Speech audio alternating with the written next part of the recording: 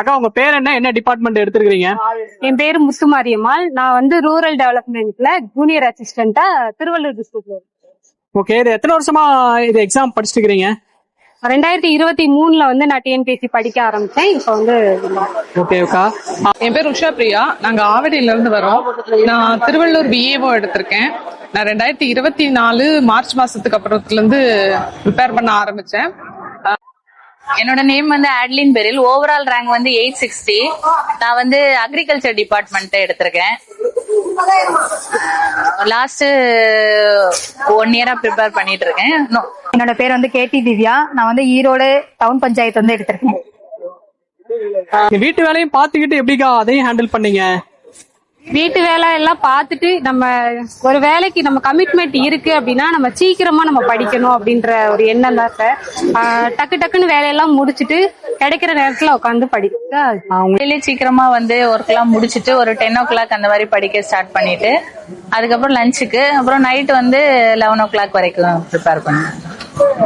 Family பாத்தீங்கன்னா எனக்கு வந்து 2 பொண்ணுங்க.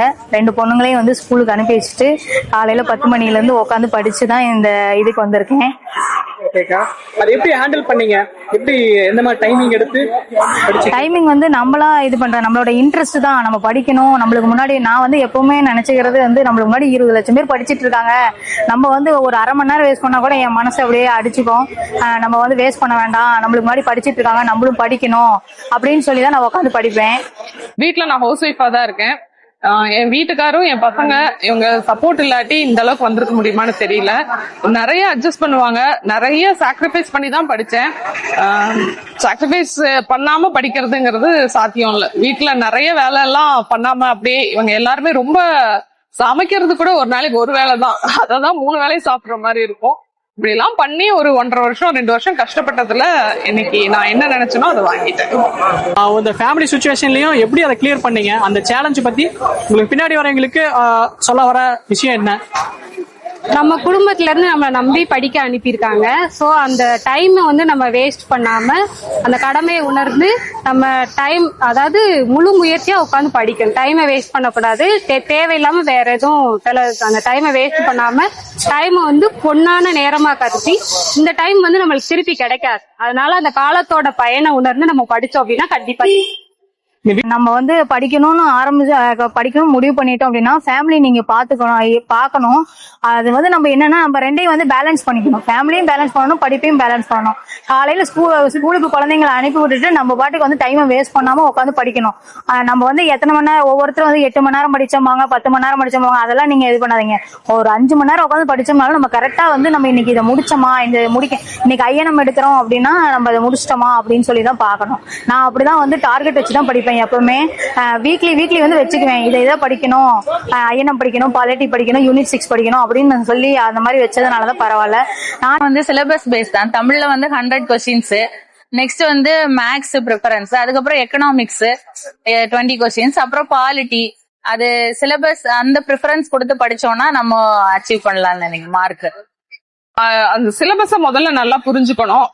எப்படியும் ஒரு 6 months ஆச்சும் ஆகும் ஃபுல்லா படிச்சு முடிக்கிறதுக்கு. நான் லாஸ்ட் டைம் 2A கவுன்சிலிங் வரைக்கும் வந்தேன், பட் கிடைக்கல. ஆனா அதோட கண்டினியூஷன் விட்டுறாம படிச்சுக்கிட்டே இருக்கணும். கன்சிஸ்டன்சி மட்டும்தாங்க இதுல வெற்றி பெறக்கான ஒரே வழி. உங்களுக்கு இது யார் ரொம்ப சப்போர்ட்டிவா இருந்தாங்க? கண்டிப்பா எல்லாருமே என்னோட உறவினர்களா இருக்கட்டும், என்னோட கணவரா இருக்கட்டும், எங்க அன்னை இன்ஸ்டிடியூட்ல எல்லாருமே சார், எங்களோட ஃப்ரெண்ட்ஸ் எல்லாருமே எனக்கு வந்து சப்போர்ட்டா இருந்தாங்க.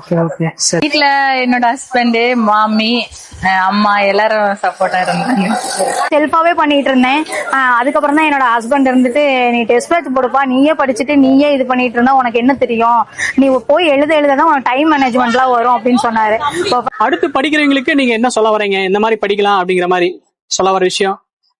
அடுத்து படிக்கிறவங்க வந்து யாரு என்ன சொன்னாலும் அதை காதுல வாங்கக்கூடாது. உன்னால முடியாது அப்படின்னு சொல்லி சொன்னாலும் சோர்ந்து போயிருந்தாலும் நம்மள நாமளே மோட்டிவேட் பண்ணிட்டு கண்டிப்பா நம்மளோட குடும்பத்தோட விளக்கு நம்ம தான் அப்படின்னு சொல்லிட்டு உணர்ந்து கண்டிப்பா நம்ம படிச்சோம் வேலைக்கு போனோம் அப்படின்னா நம்ம குடும்பத்தோட நிலைமை கண்டிப்பா மாறும். அதை உணர்ந்து அதை ஒரு கனவா நம்ம வச்சுக்கிட்டு நம்ம படிக்கிறது. அப்ப வந்து நான் டேப்ல தான் வந்து டெஸ்ட் பேட்ச், ஒரே ஒரு டெஸ்ட் பேட்ச் வாகை டெஸ்ட் பேட்ச்னு சொல்லி போட்டேன். அதாவது வந்து நம்ம டெஸ்ட் பேட்ச் போடுறதுலயுமே மிஸ்டேக் பண்றவங்க இருக்காங்க. ஒரு டெஸ்ட் பேட்ச் எழுதுவாங்க, ஒரு 6-7 எக்ஸாம் எழுதிட்டு உடனே அடுத்த டெஸ்ட் பேட்ச் போட்டா உடனே அதுக்கடுத்து போவாங்க. நான் அப்படி இல்லை. இதுல ஒரு டெஸ்ட் பேட்ச், அதுல 25 டெஸ்ட் இருந்துச்சு. ஒரு நாள் கூட வந்து சாட்டர்டே சண்டே லீவ் எடுக்காம அந்த 25 டெஸ்டையும் நான் வந்து தொடர்ச்சியா எழுதினேன். அதனாலதான் இந்த சக்சஸ். எதுலயுமே ஒரு தொடர்ச்சியா எழுதினோம்னா கண்டிப்பா சக்சஸ் ஆகும். சிலபஸ் பேஸ் படிச்சோம்னா நம்மளுக்கு கொஞ்சம் நல்லா இது பண்ணலாம். ஃபர்ஸ்ட் தமிழ் இம்பார்ட்டன்ஸ், அடுத்து மேக்ஸ், அதுக்கப்புறம் ஜிஎஸ்ல எக்கனாமிக்ஸ், பாலிட்டி, அதுக்கப்புறமா வந்து மத்த சப்ஜெக்ட்லாம் இதான். ஸ்ட்ராட்டஜின்னு பாத்தீங்கன்னா ஸ்கூல் புக் நல்லா தரவா படிச்சிருங்க, படிச்சதையே திரும்ப திரும்ப படிங்க. எக்ஸாமுக்கு போறதுக்கு முன்னாடி அட்லீஸ்ட் ஒரு த்ரைஸ் ஆச்சு நீங்க ரிவைஸ் பண்ணியிருந்தா மட்டும்தான் கான்பிடென்ட்டா போய் உட்காந்து எழுதுனீங்கன்னா கிளியர் ஆகும். ரொம்ப கம்மியா ப்ரிப்பரேஷன் டைம்ல நான் பண்ணேன் அப்படி இப்படி எல்லாம் சொல்லுவாங்க, அதெல்லாம் எதுவுமே நம்பாதீங்க. நீங்க படிச்சுக்கிட்டே இருங்க. கண்டினியூஷனா இருக்கணும், கன்சிஸ்டன்சியா இருக்கணும். அதுதான். நடுவுல கேப் விட்டுட்டு ஒரு 2-3 மாசம் படிக்கல, 2 வாரம் படிக்கல, 10 நாள் படிக்கலன்னா கூட படிச்சதெல்லாம் மறந்து போயிடும். சோ அந்த டச்ல இருந்துட்டே இருந்து வந்தீங்கன்னா தான் ஜெயிக்க முடியும்.